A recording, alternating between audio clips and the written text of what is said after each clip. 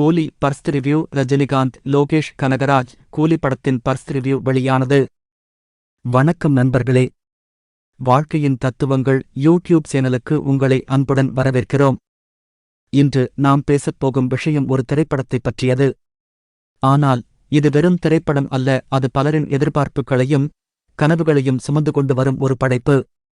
ஆம், super star Rajinikanth மற்றும் லோகேஷ் கனகராஜ் கூட்டணியில் உருவாகியுள்ள கூலி திரைப்படத்தைப் பற்றித்தான் நாம் பேசப்போகிறோம். ஒரு திரைப்படம் வெளியாகும் முன்பே அதன் மீதான எதிர்பார்ப்புகள் பலவிதமான கற்பனைகளைத் தூண்டும். அதுவும் ரஜினிகாந்த் போன்ற ஒரு சகாப்தம், லோகேஷ் கனகராஜ் போன்ற ஒரு புதிய தலைமுறை இயக்குனருடன் இணையும்போது அந்த எதிர்பார்ப்பு வானத்தைத் தாண்டும்.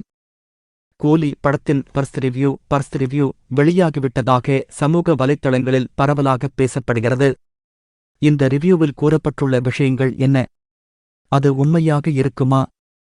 இந்த ரிவ்யூவில் இருந்து நாம் கற்றுக்கொள்ளும் வாழ்க்கையின் தத்துவங்கள் என்ன? இதைப்பற்றி விரிவாகப் பார்ப்போம். பிரிவு 1. பர்ஸ்ட் ரிவ்யூவில் கூறப்பட்டவை என்ன? சமூக வலைத்தளங்களில் பரவும் தகவல்களின்படி, ஒரு வெளிநாட்டு சென்சார் போர்டு உறுப்பினர் இந்த படத்தை பார்த்துவிட்டு தனது கருத்தைப் பகிர்ந்திருப்பதாகச் சொல்லப்படுகிறது. அந்த விமர்சனத்தில் கூறப்பட்ட முக்கிய அம்சங்கள் இவை. ரஜினிகாந்த் ஒரு புதிய அவதாரம்.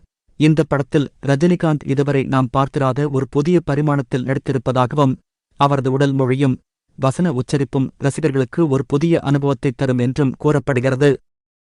இது வாழ்க்கையில் நாம் ஒவ்வொருவரும் நம்மை அவ்வப்போது புதுப்பித்துக் கொள்ள வேண்டும் என்ற தத்துவத்தை உணர்த்துகிறது. லோகேஷ் கனகராஜ் பிரம்மாண்டமான இயக்கம். லோகேஷ் சினிமாடிக் யூனிவர்ஸ் (LCU) பாணியில் இந்த படம் இருக்குமா என்ற கேள்விக்கு, இந்த படம் லோகேஷின் தனித்துவமான ஸ்டைலில், ஆனால் ரஜினிகாந்தின் மாசுக்காகவே உருவாக்கப்பட்டிருப்பதாகத் தெரிவிக்கப்படுகிறது. இது ஒரு கலைஞன் தனது பாணியை விட்டுக் கொடுக்காமல், அதே சமயம் ஒரு ஜாம்பவானின் பிம்பத்திற்கு மரியாதை கொடுக்கும் நேர்த்தியைக் காட்டுகிறது. ஆக்ஷன் மற்றும் எமோஷன். படத்தின் ஆக்ஷன் காட்சிகள் பிரமிக்க வைக்கும் அளவிற்கு இருப்பதாகவும், அதே சமயம் படத்தின் மையக்கருவான உணர்வுபூர்வமான காட்சிகள் இதயத்தைத் தொடும் என்றும் கூறப்படுகிறது. வாழ்க்கை என்பதே ஆக்ஷன், முயற்சி மற்றும் எமோஷன், உணர்வு இரண்டின் கலவைதானே. அனிருத்தின் இசை. படத்தின் பாடல்களும் பின்னணி இசையும் படத்திற்கு மிகப்பெரிய பலமாக அமைந்திருப்பதாக ரிவ்யூவில் குறிப்பிடப்பட்டுள்ளது. ஒரு நல்ல இசை ஒரு கதையை உயிர்ப்பிப்பது போல, நம் வாழ்க்கையில் சரியான நேரத்தில் கிடைக்கும் ஒரு ஊக்கம் நம்மை அடுத்த நிலைக்கு எடுத்துச் செல்லும். பிரிவு 2. இந்த ரிவ்யூவின் உண்மைத்தன்மை. நண்பர்களே, இந்த ரிவ்யூவில் உள்ள விஷயங்கள் எவ்வளவு உண்மை என்பதை நாம் சிந்திக்க வேண்டும். இது ஒரு அதிகாரப்பூர்வமான தகவல் அல்ல. ஒரு திரைப்படம் வெளியாகும் முன்பே அதன் மீதான எதிர்பார்ப்பை கூட்ட வேண்டும் என்பதற்காக இது போன்ற தகவல்கள் பரப்பப்படலாம். ஆனால் இதில் இருந்து நாம் ஒரு விஷயத்தை கற்றுக்கொள்ளலாம். ஒரு தகவலை நாம் அப்படியே நம்பிவிடக்கூடாது. அதன் உண்மைத்தன்மையை ஆராய்ந்து சிந்தித்து முடிவெடுக்க வேண்டும். இது வாழ்க்கையின் மிக முக்கியமான தத்துவங்களில் ஒன்று. பிரிவு 3. கூலி நமக்கு சொல்லும் தத்துவங்கள். கூலி என்ற தலைப்பு நம் மனதில் என்னவிதமான எண்ணங்களைத் தூண்டுகிறது? உழைப்பு. ஒரு கூலியின் உழைப்பு, வியர்வை, கண்ணீர், அதற்கான பலன். இவையே இந்த தலைப்பின் சாராம்சம். எந்தவொரு பலனும் உழைப்பின்றி கிடைப்பதில்லை. மரியாதை. எந்தத் தொழிலும் கூலித் தொழில் அல்ல, அனைத்து தொழில்களுக்கும் மரியாதை உண்டு. நாம் செய்யும் வேலை எதுவாக இருந்தாலும் அதில் நம் முழு உழைப்பையும் அர்ப்பணிப்பையும் கொடுப்பதே உண்மையான வெற்றி. மாற்றம். ரஜினிகாந்த் போன்ற ஒரு உச்ச நட்சத்திரம் ஒரு கூலி கதாபாத்திரத்தில் நடிப்பது சமூகத்தின் மீது ஒரு தாக்கத்தை ஏற்படுத்தும்.